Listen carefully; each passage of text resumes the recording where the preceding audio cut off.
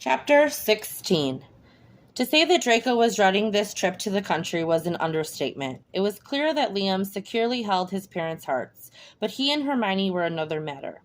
He had tried to wiggle out of it, but of course his father had made promises to Liam without Hermione and Draco's consent.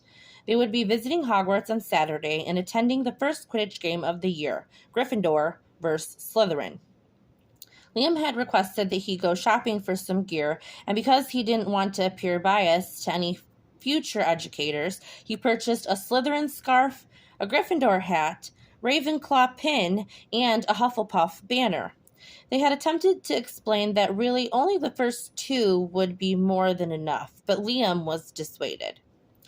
They arrived Saturday morning by flu to the family cottage. It was far from modest and had a full staff for his parents.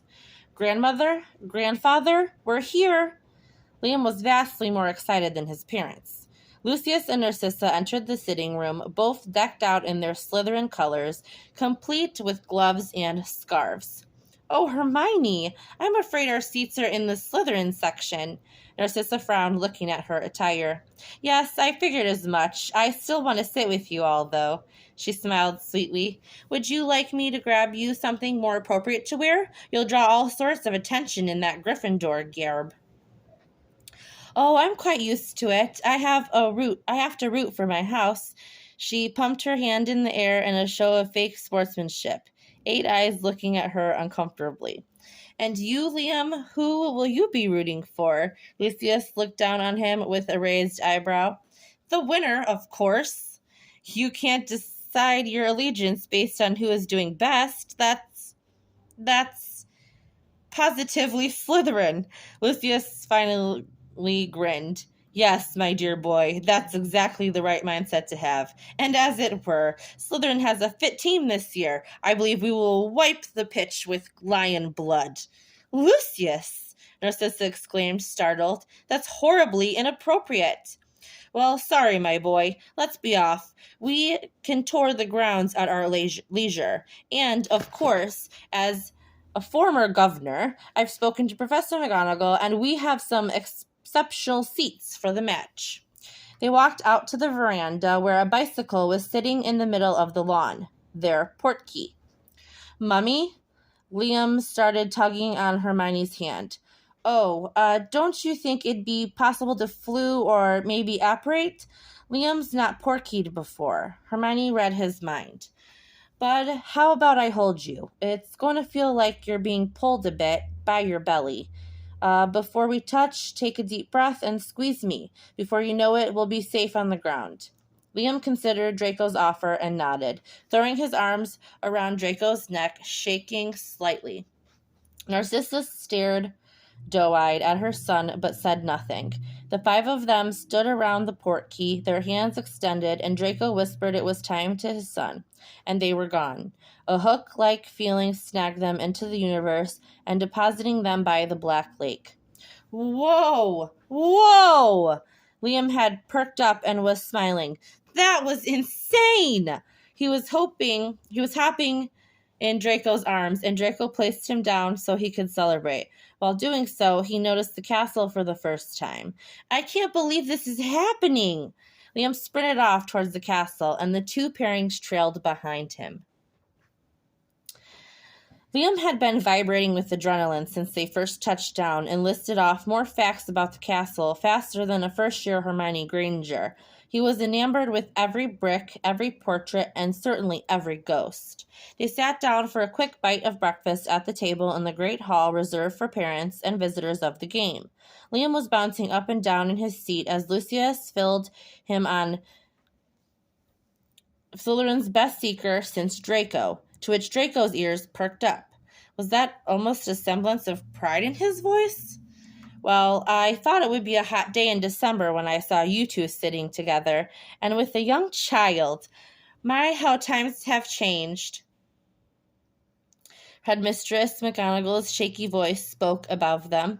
Hermione beamed and rose to hug her old teacher, and Draco gave her a smile. Professor, how are you? This place looks wonderful. All thanks to our own Mr. Malfoy here, of course. He almost single-handedly funded the repairs all those years ago. I shudder to think of the state of Hogwarts without him. She smiled affectionately, and Draco gave her a rare blush. Are you the headmistress? Liam asked in an odd voice. I am, and you are? Liam Granger. How do you do? Normally, my mom makes me ask that, but I mean it this time. McGonagall pursed her lips in amusement at the small boy. I do very well. I'm pleased to meet you, too. I'll be coming here in about 6 years or so. I'll be 5 soon. What house do you think I'll be sorted into?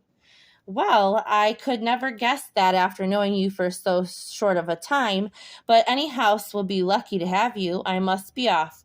Mr. and Mrs. Malfoy, she nodded. Hermione, come back and visit this old woman more often. Of course. She hugged her fiercely and took her seat again.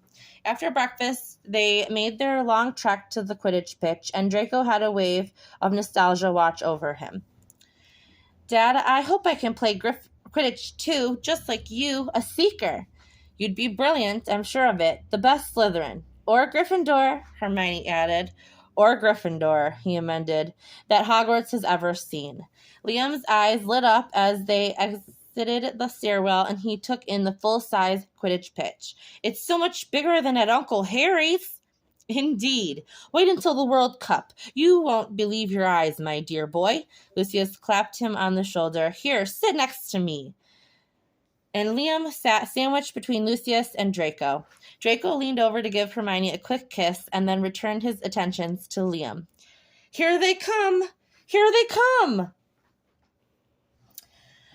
Hermione detested sitting in the Slytherin section. She could think of nothing more humiliating. That was until Gryffindor lost. She hadn't expected it, simply because Gryffindor always won.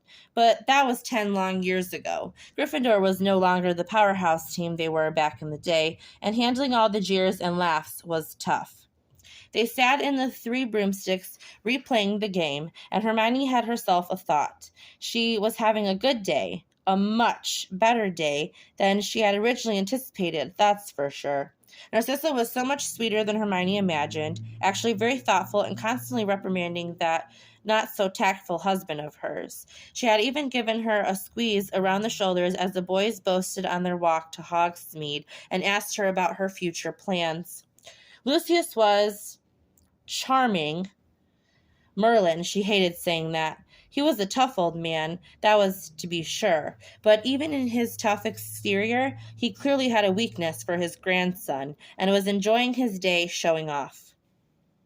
They had spoiled him absolutely rotten at Honeydukes, and she had run him into Weasley's Wizard Wheezes for a few things. She wrapped George in a giant hug and stood chatting for a few minutes. She noticed another flash of red hair, and her heart started pounding. Hey, Miney. Oh, hello. She squeezed Liam a little closer. How much for this, George? For the bookworm? Free, of course, just as long as he uses some of them on Malfoy. Try not to be a stranger. I'm going to leave you two to have this awkward conversation, but speak up. I'll be listening. He winked. She laughed. Thanks for the pranks, George. I'm sure Draco will appreciate it. Ron was shuffling his feet back and forth, staring down at them. How are you? Mum? This guy again? Liam rolled his eyes and Hermione pinched him. That is so rude. Get out to your father this instant. And Liam obliged. I'm good, Ronald. Thank you. Sorry about Liam. You're working here? Yeah, helping out here and there. I'm still at Mom and Dad's, which is humiliating. That's not humiliating. Hermione could think of at least a dozen things that Ron Weasley should be humiliated about, that not being one of them. I might teach, which I know is ridiculous, but I spoke to McGonagall, and they need a defense of the dark arts teacher next year. I guess the other guy is retiring. You'd be great at that, Ron, once you brush up on the basics, of course. Well, I'm not sure about that. But a place to stay, a decent living, respectable too, might not be so bad. I'm considering it. That's That's wonderful. I'm really happy for you. I hope you do it. Thanks. Hey, Hermione, do you think we could get together Granger, I was wondering or worried you might have gotten tangled up. Liam said the mess up brother was in here, and I wasn't exactly sure what that meant. Now I do. He smiled lightly. Weasel. Ferret. Ron returned in an equally tight grimace. Hermione rolled her eyes.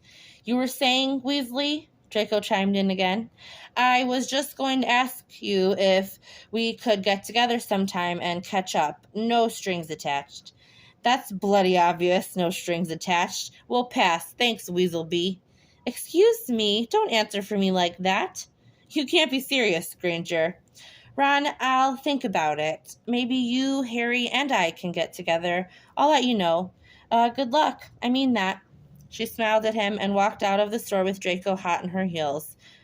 What are you on about? You're going to meet up with your ex and I'm just going to sit around like some asshole? First, I never said you couldn't come. Second, I never said I would go. Third, don't presume that you make my decisions for me. Fourth, you see Pansy quite frankly, so don't lecture me on seeing our exes. I'd hardly say that's the same thing. You dated him for 5 years and only slept with me to get back at him. I dated Pansy in school. Kind of.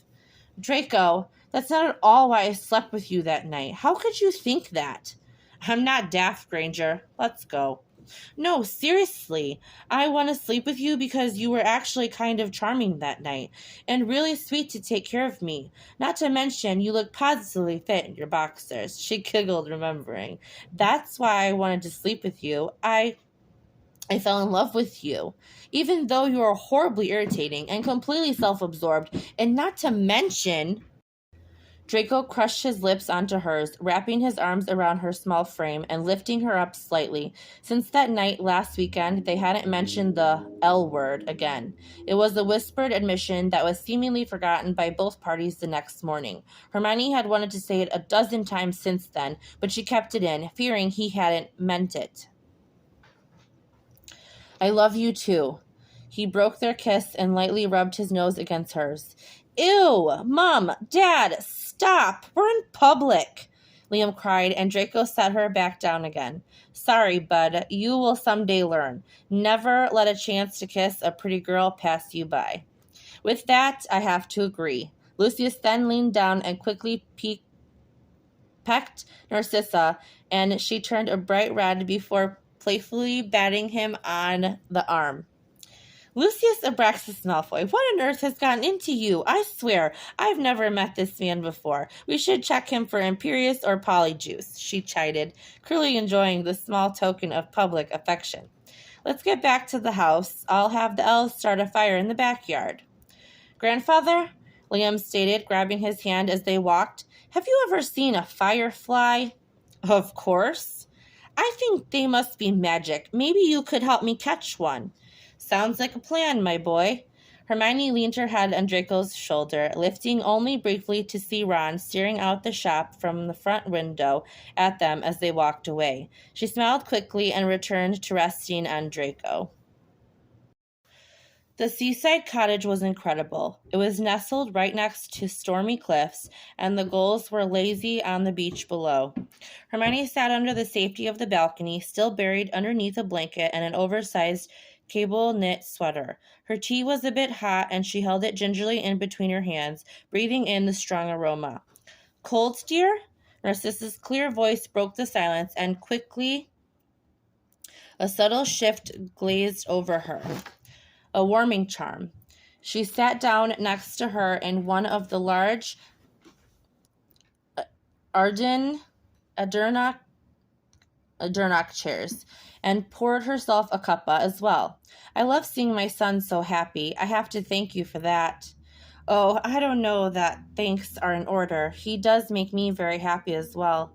Are you having a pleasant weekend? I was surprised you both agreed to come up here. I am, actually. I admit I wasn't expecting to. There was some history with Lucius and my friends, but that's all in the past. Forgiven. Do tell, how do you forgive so freely? Lucius hasn't exactly done anything to warrant it. Not that I object to you doing so. Oh, I don't know. I guess I don't think of people deserving forgiveness. I give it because I would hope to get it in return. Like with taking Liam away, hiding it from Draco, and in turn all of you. I can't imagine if something like that was done to me, but Draco's been so gracious. Well, after a few early setbacks, of course. She smiled at the memory of them arguing at the Potter's back door all those weeks ago. Merlin, they had come far. And forgive an old woman for prying, but are you serious? You know, my son, he'll never tell his poor old mother any details. Hermione laughed and sipped her tea, listening to Draco and Liam laughing in the kitchen behind them. We are, she said simply, and Narcissa smiled brightly. Well, I'll leave you to it. Thank you for entertaining me, my dear. Don't forget to cast another warming charm after this runs out. It wouldn't do to have you get sick.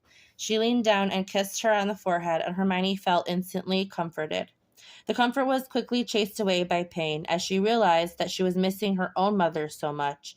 Not seeing her mother because she did that often, but missing that comfort only a mother can give. Missing her casual embraces and their talks.